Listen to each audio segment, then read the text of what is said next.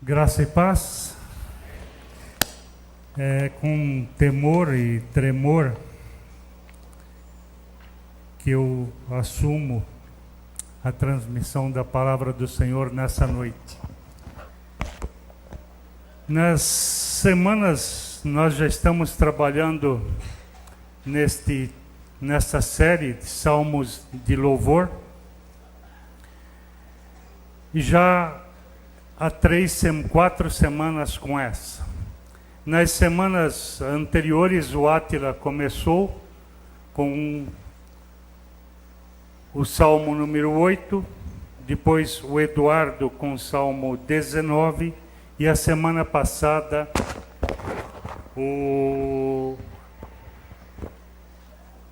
Renato com o Salmo 24, ok? E eu hoje vou falar sobre o tema da série, como eu disse, adorando como Deus quer ser adorado. E o tema de hoje, Deus, o nosso refúgio e fortaleza.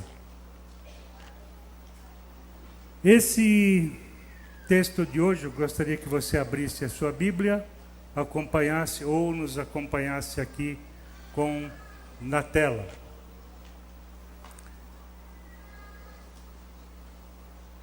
Ao regente do coro dos cânticos dos filhos de Corá, adaptado para Alamote. Deus é o nosso refúgio e fortaleza, socorro bem presente na angústia.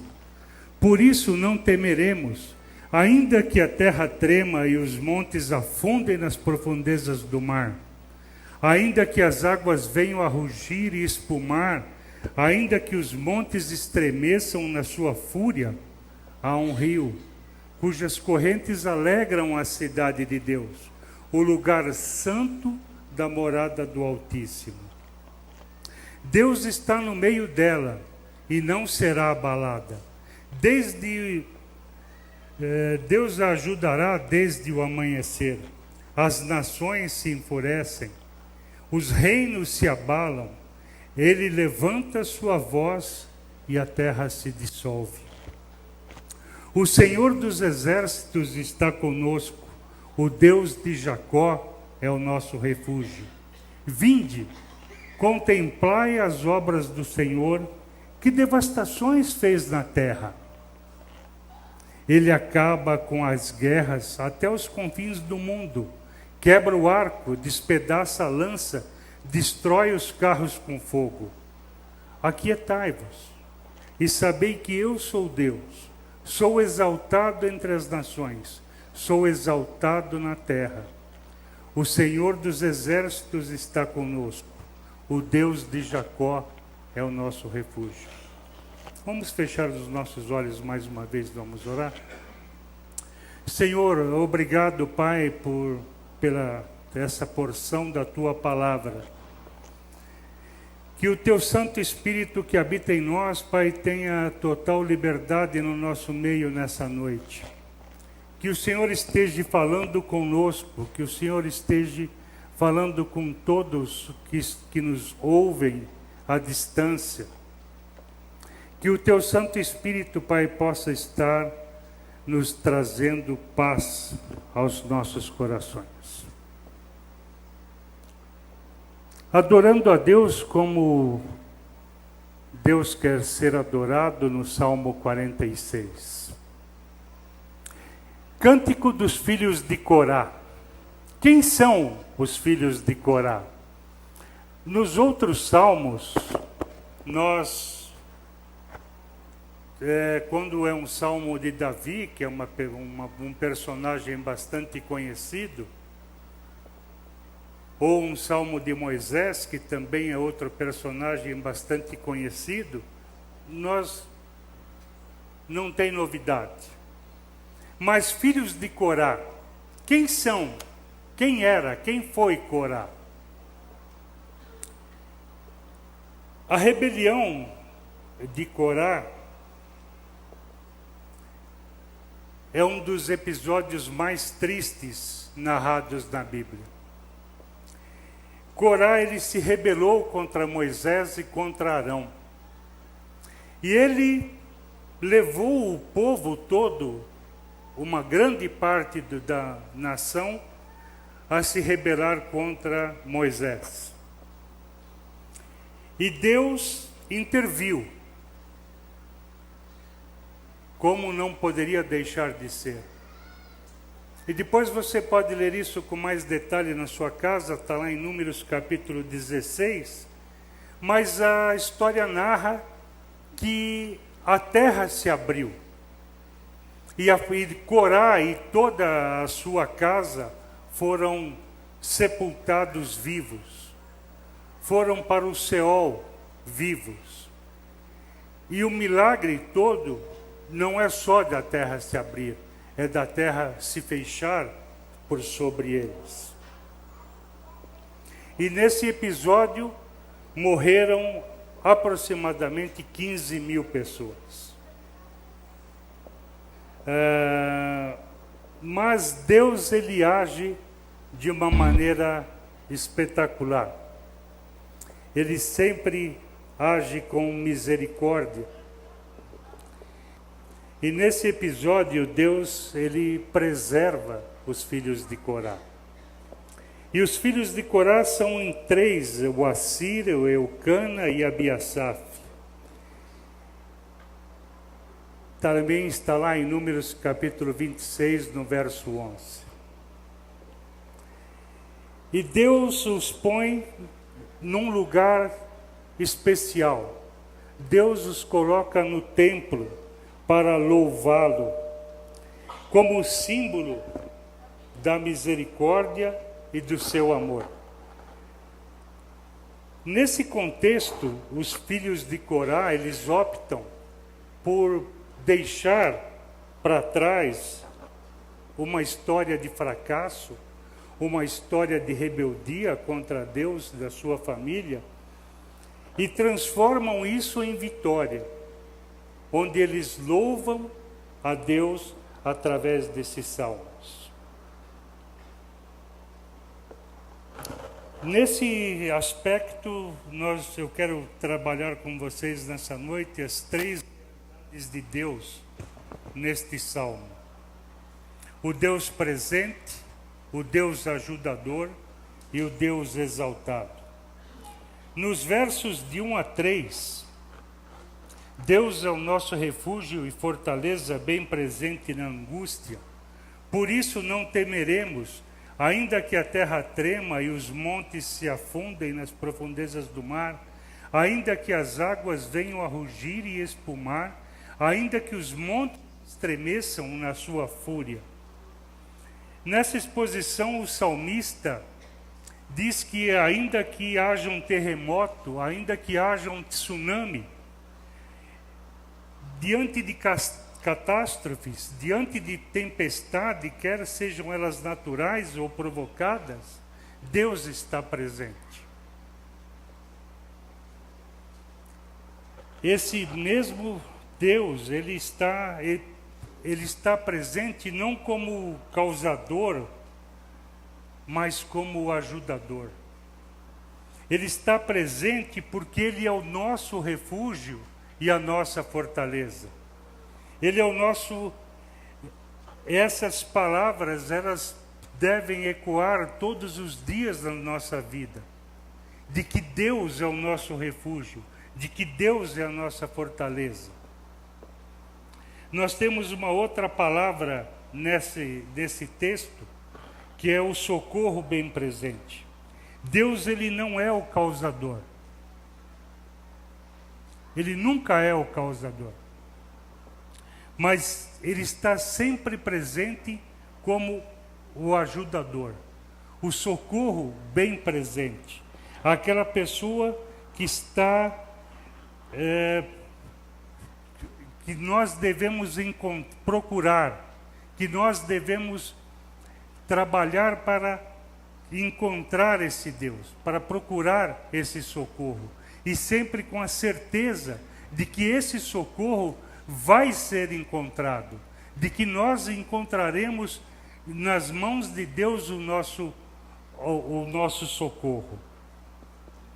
Significa, a palavra no hebraico, conforme o nosso professor de hebraico, significa buscar para si mesmo, mas com uma certeza de que eu busco, mas eu encontro. Eu vou buscar, eu vou procurar, mas com a certeza de que eu encontrarei.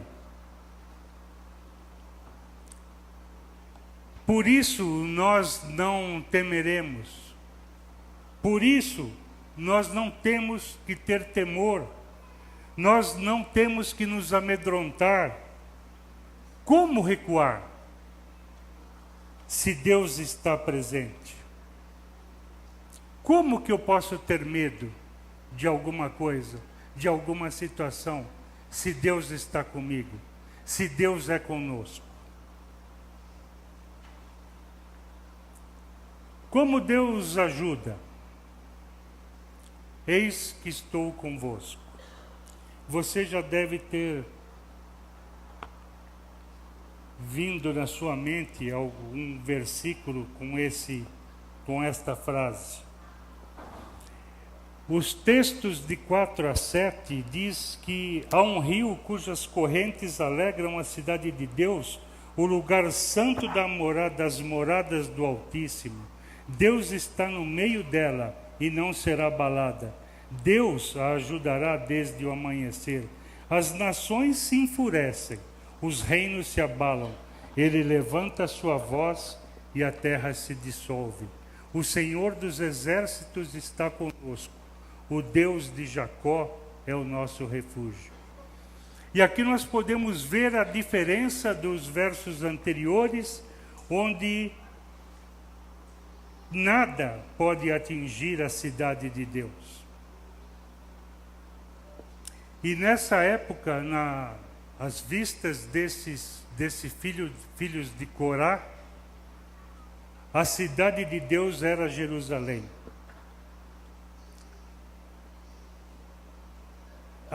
Então, para ele, aquela cidade santa é o lugar onde Deus se manifestou no tabernáculo, depois no templo. Ali é onde Deus se fazia presente. Hoje nós sabemos que é diferente. Deus não habita mais em lugares feitos por mãos de homens, porque Ele habita no teu coração e no meu coração. Hoje Deus habita em cada um daqueles que foram resgatados por Ele, daqueles que creram, daqueles que professaram a sua fé em Jesus Cristo. Mas o salmista diz que Ele está presente e que nada vai afetar Jerusalém. Que qualquer coisa, qualquer um que tente atacar Jerusalém, terá a reação de Deus. E nós temos visto isso ao longo da história. Jerusalém, ela é destruída, ela é reconstruída. Ela é novamente destruída, mas ela é reconstruída. E Deus está ali sempre presente. Deus está de uma presença constante. E essa presença constante também é uma promessa para a igreja. Também é uma promessa para nós. Porque Jesus disse em Mateus 28:20, e eis que estou convosco todos os dias, até a consumação dos séculos. E essa certeza que esse salmista tinha, Davi também tinha no Salmo 23, quando ele diz que mesmo que eu ande pelo vale da sombra da morte, mesmo que eu ande pelo lugar mais escuro, onde a escuridão é tão densa, que quase que eu posso pegá-la, eu não temerei, porque o Senhor está comigo. O Senhor é quem me guia, o Senhor é quem cuida de mim. E também você deve se lembrar de um poema que se chama Pegadas na Areia.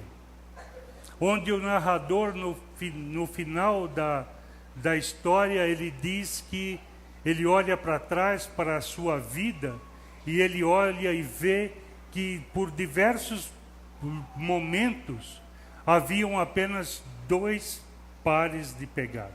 Apenas um par de pegadas e não 2.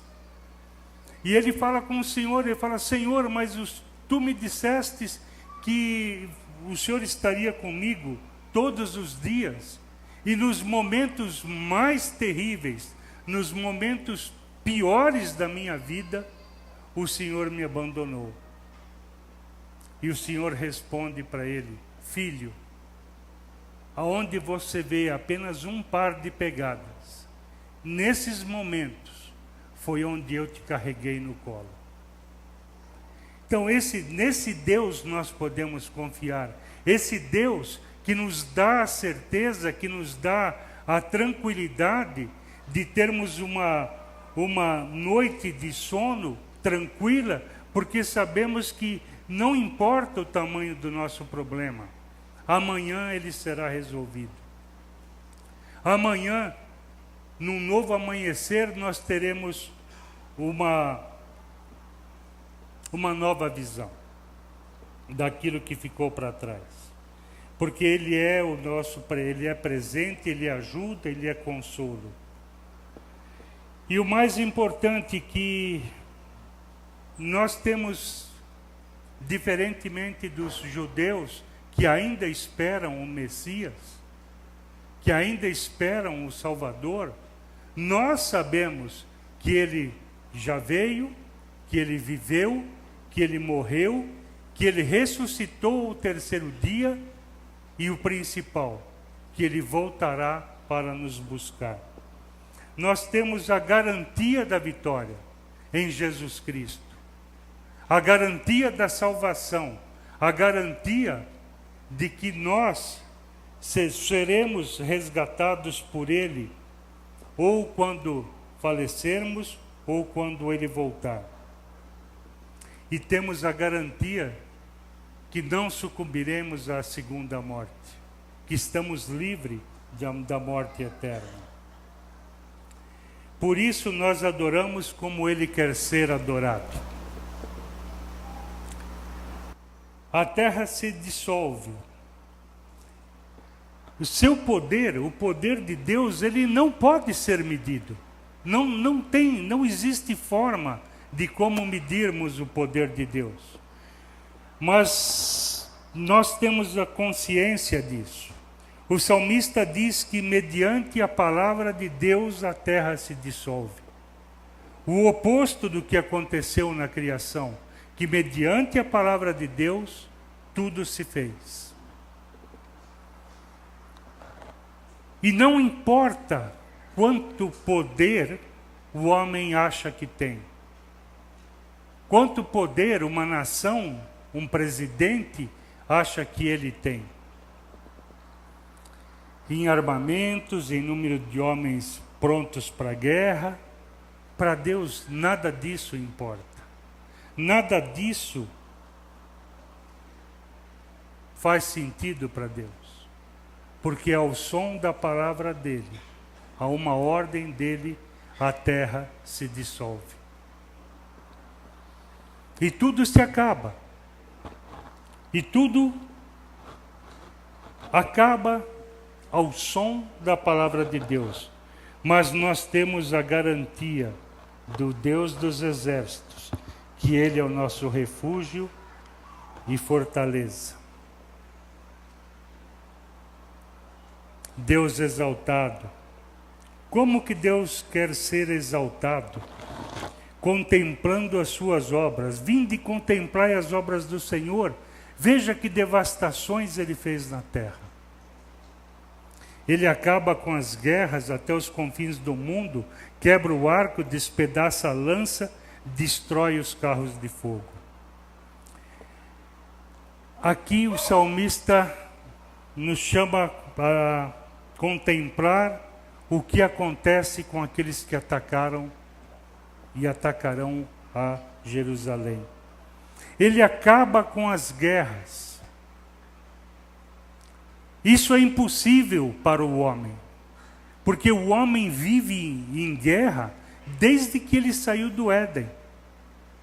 Desde Gênesis nós podemos ver que o homem guerreia, que o homem sempre provoca a guerra, se está sempre tentando se sobrepor a outro povo, o homem está sempre tentando manipular outras nações, vencer outras nações, escravizar outras nações.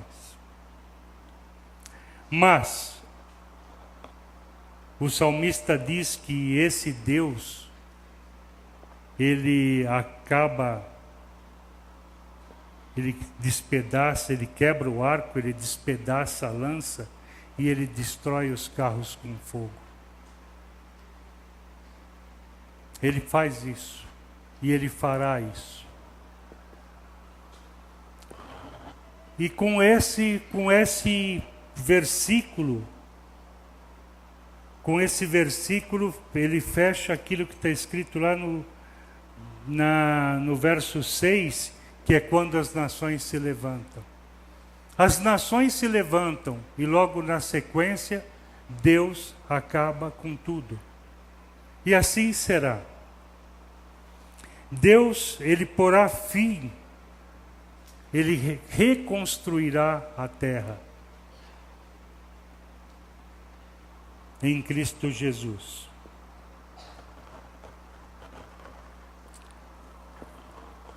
Essa parte, ela, para mim, ela é a mais complicada. Aquietai-vos. Porque quando eu me aquieto, eu tenho que esperar Deus agir. Quando eu me aquieto, eu tenho que sair fora da ação e deixar Deus fazer a ação. Quando eu me aquieto, eu preciso ter a confiança de que Deus vai resolver. Nós temos o hábito, muitas vezes, de quando temos um problema, colocar o problema na mão de Deus. Senhor, olha, esse aqui é o meu problema. Mas por garantia, Senhor, leva a cópia, eu vou ficar com o original. Porque se Deus não fizer no tempo certo, no tempo que eu acho certo, eu vou e faço. Se Ele não fizer da forma que eu quero, da forma que eu entendo que é a correta, eu vou e faço diferente e conserto. Se Ele fizer alguma coisa que eu não quero que seja daquela forma, eu vou e eu mudo. Então, quando nós tomamos a consciência de que Deus sempre tem o melhor, de que Deus sempre vai fazer o melhor no tempo dele, e que nós devemos nos aquietar, que nós devemos nos ter uma paz dentro de nós. E hoje, mais uma vez, eu pude passar por esse experimento. Mesmo tendo preparado esse estudo já há bastante tempo, tendo repassado durante a semana com outro irmão, hoje eu estava inquieto. Hoje eu não estava tranquilo.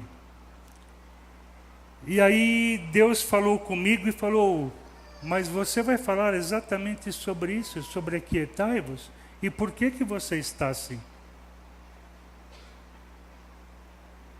Não importa quanto tempo eu fale aqui hoje, se meia hora, se 5 minutos. Porque não sou eu que faço nada. Quem age é o Espírito Santo de Deus. E ele precisa de 1 segundo para te convencer. Ele precisa de um tempo zero para agir na sua vida.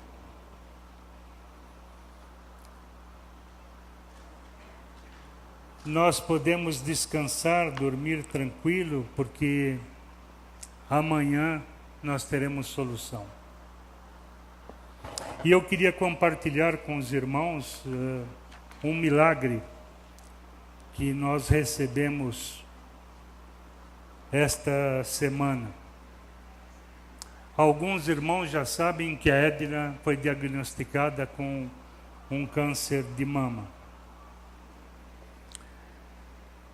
E passamos pelo médico, foi feito o exame, foi feito a mamografia, na mamografia que foi descoberto, e a médica olhou, uma mastologista bastante experiente, ela olhou para a chapa e disse: esse câncer é maligno, pela forma dele.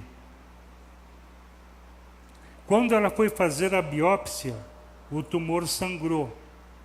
Era mais um indício de que aquele tumor era maligno.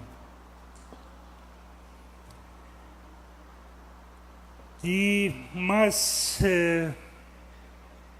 a Edna descansou. Numa paz, numa tranquilidade que eu, nesses 40 anos que nós estamos juntos, eu nunca vi. Uma tranquilidade que eu fiquei abismado. Com a notícia de que está com câncer, é maligno, e ela estava em paz. Mas, a semana passada, quando nós voltamos, ela voltou na médica, veio o laudo da biópsia. E o laudo estava escrito benigno.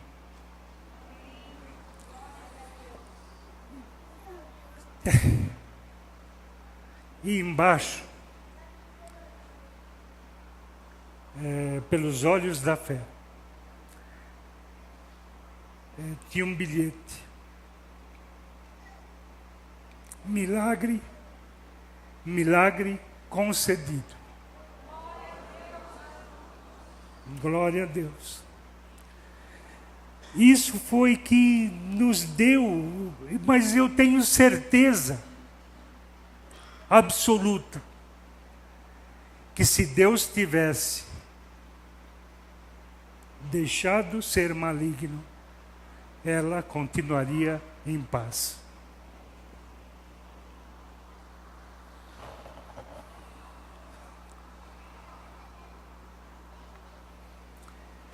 E você? Como que você recebe uma má notícia? Como? Nesses anos de ministério, a gente tem acompanhado muitas pessoas, muitas famílias, em hospitais, em leitos de morte. E nós sempre vemos as duas situações. Pessoas que descansam em Deus e pessoas que se desesperam. E eu fiquei pensando nisso, falei assim, se, ainda falando, usando a Edna como exemplo, se ela tivesse se rebelado, há um mês atrás, quando a médica disse é maligno, ela teria sofrido, ela teria se desesperado, ela teria ficado ansiosa, ela teria passado mal, ela teria passado muitas coisas. Muitas coisas. E no final, Deus ia dizer: você se estressou à toa. Você se desesperou à toa. Porque olha aí, o milagre é teu. Mas eu gostaria que você pensasse nisso. E que você refletisse nessa frase: aquietai-vos e sabei que eu sou Deus. Eu queria, você que foi tocado pelo Espírito Santo, para você que Deus falou nessa noite, que você, independente do teu problema, aquiete-se. E você está se dispondo a fazer isso. Eu queria orar com você. Eu queria que você ficasse em pé no seu lugar. Que o restante baixasse sua cabeça, fechasse seus olhos.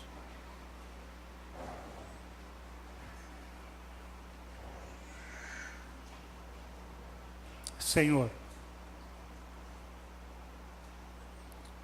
como a Cristina orou, este é o teu povo, que se chama pelo teu nome. O Senhor conhece a cada um. O Senhor sabe do problema de cada um. O Senhor sabe das dificuldades que cada um está passando. E simbolicamente, Pai, nesse momento, eles estão te entregando não a cópia dos problemas deles, mas estão entregando, Pai, o original. E eu te peço, Pai, que o teu Santo Espírito que habita no coração de cada um dos meus irmãos e irmãs possam estar falando com eles, continuar falando com eles, e que a cada dia, a cada manhã, eles possam descansar, aquietar-se no Senhor.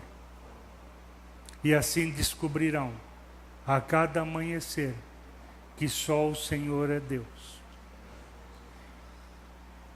Que o teu Santo Espírito, Pai, possa estar ministrando agora na vida de cada um deles. Eu oro agradecido no nome de Jesus. Amém. Podem sentar. Por isso, devemos adorá-lo como ele quer ser adorado. Nós devemos, a cada dia,